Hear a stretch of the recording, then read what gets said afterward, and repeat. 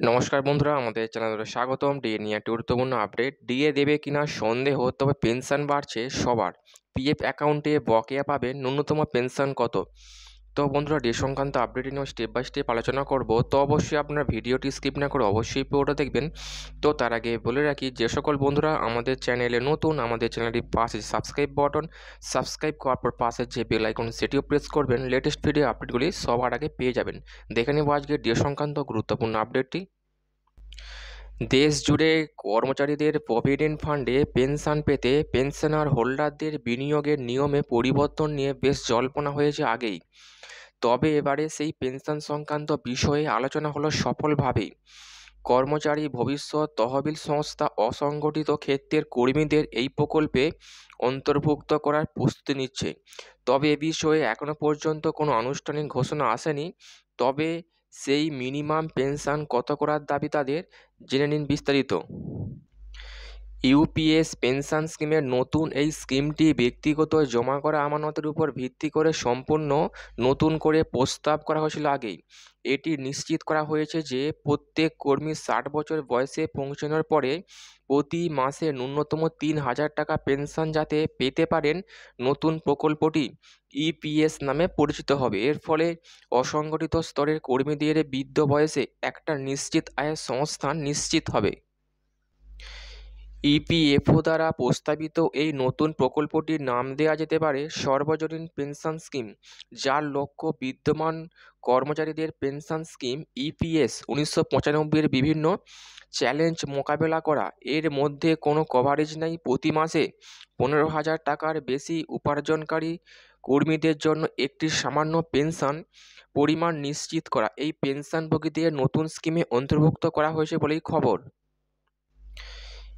এই নতুন প্রকল্পে অবসরকালীন পেনশন, বিধবা পেনশন, শিশুদের পেনশন এবং প্রতিবন্ধী পেনশনের ব্যবস্থা থাকবে। যাই হোক, এখন পেনশনারি এই সকল সুবিধার জন্য পরিষেবার ন্যূনতম যোগ্যতার সময়কাল 10 থেকে 15 বছর বাড়ানোর পরিকল্পনা করা হয়েছে।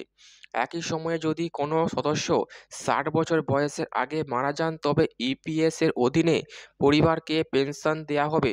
ফলে পরিবারের সকলেই এই বিশেষ উপকৃত হবেন।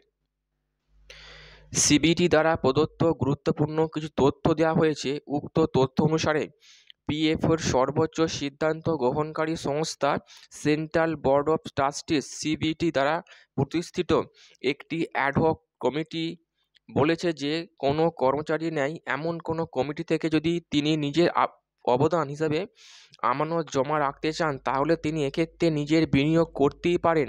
এক্ষেত্রে তার অনেক কর্মচারী সম্বলিত কোনো প্রতিষ্ঠান থাকার কোনো প্রয়োজন নেই।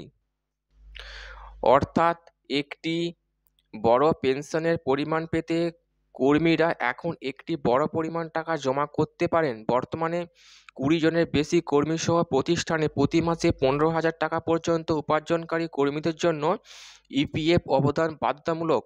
প্রতিটি কর্মচারী তার মূল বেতনের 12% ইপিএফ স্কিমে অবদান রাখে। পেনশন হিসাবে মাসিক ভিত্তিতে করা হয় পেমেন্ট।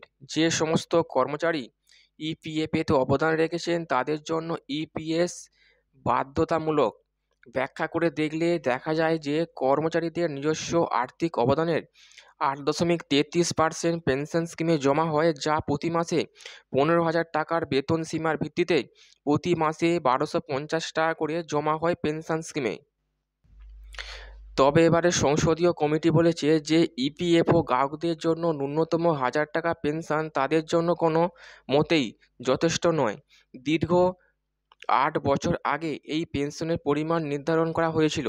সংসদীয় কমিটি বলছে, উচ্চ ক্ষমতাসম্পন্ন মনিটরিং কমিটির সুপারিশ অনুযায়ী শ্রম ও কর্মসংস্থান মন্ত্রণালয়ের অর্থ মন্ত্রণালয়ের পর্যাপ্ত বাজেট সহায়তা নিয়ে বিষয়টি এগিয়ে নেওয়া প্রয়োজন।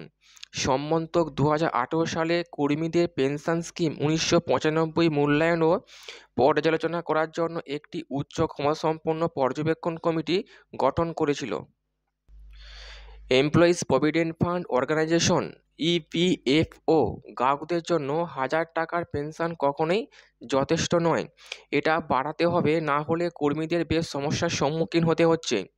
মঙ্গলবার একটি সংসদীয় কমিটি বলছে যে ইপিএফও পেনশন স্কিমের অধীনে গ্রাহকদের ন্যূনতম মাসিক পেনশন হিসাবে 1,000 টাকা খুবই কম। এমতাবস্থায় পেনশনের পরিমাণ বাড়ানোর প্রস্তাব শ্রম মন্ত্রণালয়ের উচিত।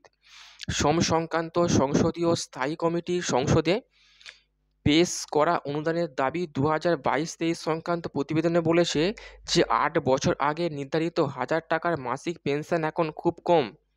এর জন্য অনেক কারণ আছে। 8 বছর ক্রমাগত মুদ্রাস্ফীতি বেড়েছে, সেই অনুযায়ী মাসিক পেনশনও বাড়াতে হবে। এর আগে কমিটি তার প্রতিবেদনের সদস্য বিধবা পেনশনভোগীদের জন্য ন্যূনতম মাসিক পেনশন 2,000 টাকার সুপারিশ করেছিল। এর জন্য প্রয়োজনীয় বার্ষিক বাজেটের ব্যবস্থা করতে হবে। তবে অর্থমন্ত্রক ন্যূনতম মাসিক পেনশন 1,000 টাকা থেকে বাড়াতে রাজি হয়নি। বিষয়টি এগিয়ে নিতে শ্রম মন্ত্রণালয়ের সংসদীয় কমিটি বলেছে যে উচ্চ ক্ষমতাসম্পন্ন মনিটরিং কমিটির সুপারিশ অনুযায়ী শ্রম ও কর্মসংস্থান মন্ত্রণালয়ের অর্থ মন্ত্রণালয়ের পর্যাপ্ত বাজেট সহায়তা নিয়ে বিষয়টি এগিয়ে নেওয়া প্রয়োজন। শ্রম মন্ত্রক 2018 সালে কর্মীদের পেনশন স্কিমে 1995 মূল্যায়ন ও পর্যালোচনা করার জন্য একটি উচ্চ ক্ষমতাসম্পন্ন পর্যবেক্ষণ কমিটি গঠন করেছিল। ইপিএফওর স্কিমগুলির মূল্যায়ন করলে দেখা যায় যে ইপিএফওকে তার সমস্ত পেনশন স্কিম বিশেষজ্ঞদের মাধ্যমে মূল্যায়ন করা উচিত, যাতে মাসিক সদস্যদের পেনশন যুক্তিসঙ্গত পরিমাণে বাড়ানো যায়। অনেক কমিটি এ বিষয়ে বিস্তারিত আলোচনা করেছে। এটি এই উপসংহারে নিয়ে যায় যে ইপিএফও পেনশন স্কিমের উদ্বৃত্ত ঘাটতির সম্পূর্ণ মূল্যায়ন না হওয়া পর্যন্ত মাসিক পেনশন পর্যালোচনা করা যাবে না। মনোনয়ন এবং ওটিসিপির সমস্যাগুলো সমাধান করা খুব দরকার।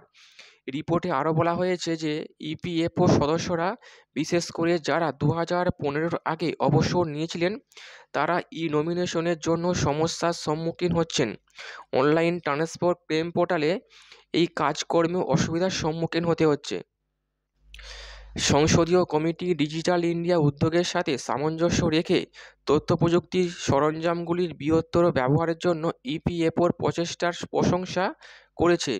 পরামর্শ দেওয়া হয়েছে যে ইপিএফওকে ইলেকট্রনিকভাবে মনোনয়ন নিয়ে সমস্যাগুলি দূর করতে আরও সংস্কারের প্রচেষ্টা করা উচিত। তো বন্ধুরা, এই ছিল ডি সংক্রান্ত গুরুত্বপূর্ণ আপডেট এবং সেই সঙ্গে পেনশন সংক্রান্ত গুরুত্বপূর্ণ আপডেট। কেমন লাগলো কমেন্ট করবেন, লাইক করতে ভুলবেন না। পরবর্তী আপডেট পাওয়ার জন্য আমাদের চ্যানেলটিকে সাবস্ক্রাইব করে রাখবেন। থ্যাংক ইউ বন্ধুরা ভিডিওটি দেখার জন্য।